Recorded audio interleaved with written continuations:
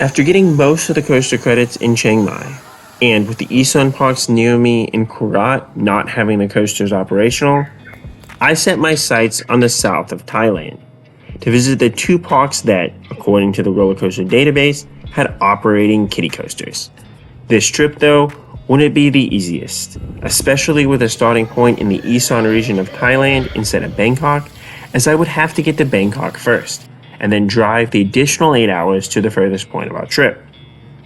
On my first stay in Thailand, I just could not find the amount of time needed to make this trip in a way that made sense. But on my second trip to Thailand, I knew I had to explore these two remote amusement parks. This is Roller Coasters of Thailand.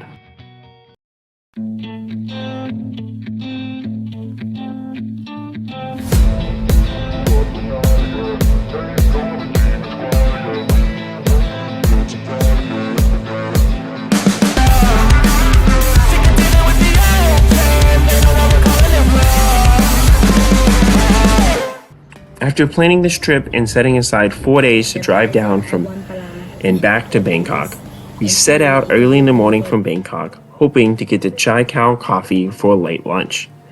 What I forgot to do was double check their Facebook page to make sure that no changes to their hours had occurred, as when we finally pulled in next to the parking lot, we were greeted with the fact that the shop had closed for the week as the owners had taken a holiday.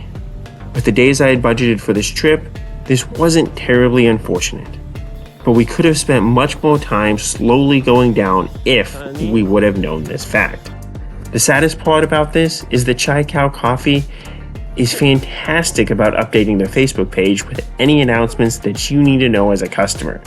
So if I would have just double checked there, I could have at least planned accordingly. I did reach out to confirm their hours and when they were open the previous week before I went to Phu Quoc in Vietnam, but I failed to double check closer to my departure for the south of Thailand.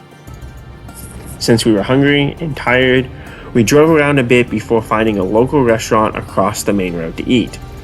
For those lost trying to leave Chaai Khao Coffee, the best place to cross the railroad tracks is going to be the way you came, as the other crossings that Google will take you to are too small or otherwise not suitable, especially for a large truck like we have.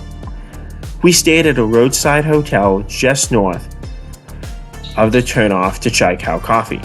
For 500 baht, this was a reasonably priced hotel and had most things one could expect in a small local hotel, and even had an okay restaurant that we could eat dinner at after we took an afternoon nap. However, my wife really did not like the quality of the bed, as she wasn't able to sleep very well on the mattress. And since we had to stay another night before Chaai Khao Coffee would reopen, we looked for another hotel on our second day in this area.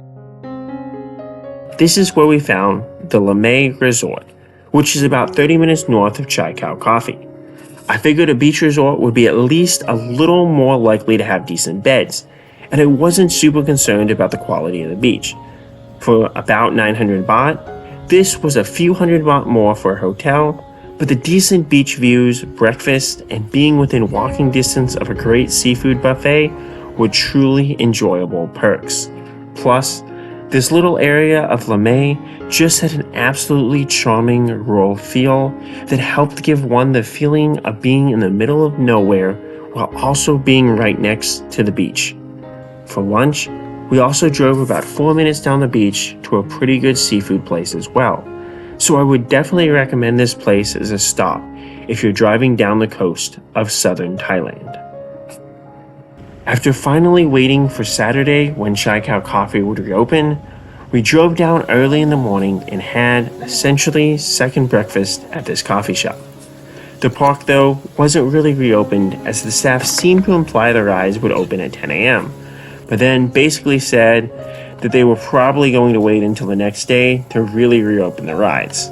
However, my wife begged the staff members to let me on the roller coaster, which they agreed to give us 5 laps for 100 baht. However, since my wife volunteered to not ride to take off-ride footage for me, since she's not a big fan of coasters, though she can do kiddie coasters, we had to pay for her to ride even though she didn't get the opportunity to do so.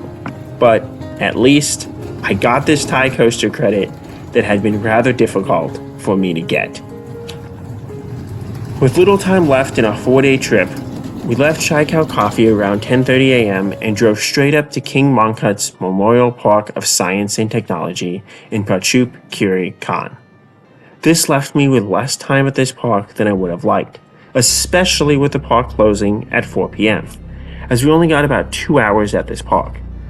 Fortunately, it didn't take us that long to confirm that their kiddie coaster was defunct, though I have to say, I really enjoyed being able to take video and picture of the coaster train. I think my wife's post on Facebook translated loosely as, "He dragged us all the way down here just for this." The rest of the complex has an aquarium, an astronomy/history center, which I go into more detail about in my review of the park.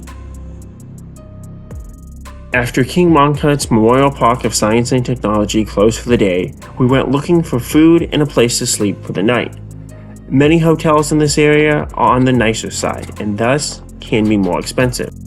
We found a local resort as well as a local restaurant, though neither was the easiest to do for some reason.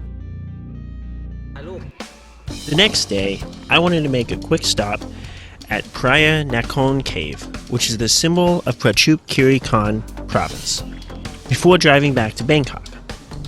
I had mistakenly assumed that our hotel was rather close to this cave, but we still had about an hour or so drive up to the cave, though some of it was distance we had to travel anyways.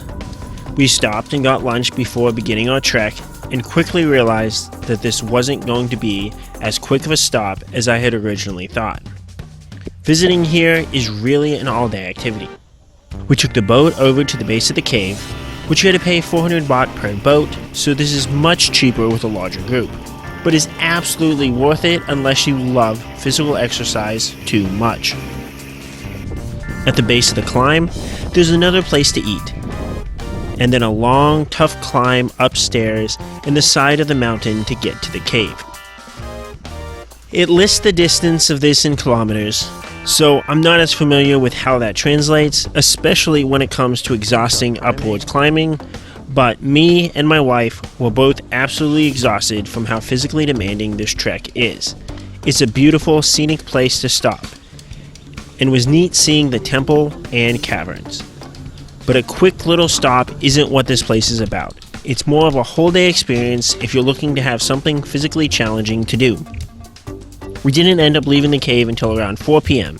and then finished our drive back up to Bangkok so that we could hit Dreamworld the next day for Labor. With only 2 more Isan parks that likely don't have current operating roller coasters, I had almost completed my quest to ride the roller coasters of Thailand. Except for you, Butterfly. And I got to see an interesting and remote part of Thailand on my travels through these southern provinces. What remote areas of Thailand have you been to? Which roller coasters in Thailand are your favorite? Which of these places that I visited would you like to visit too? Let me know, and as always, Khop Khun Krap.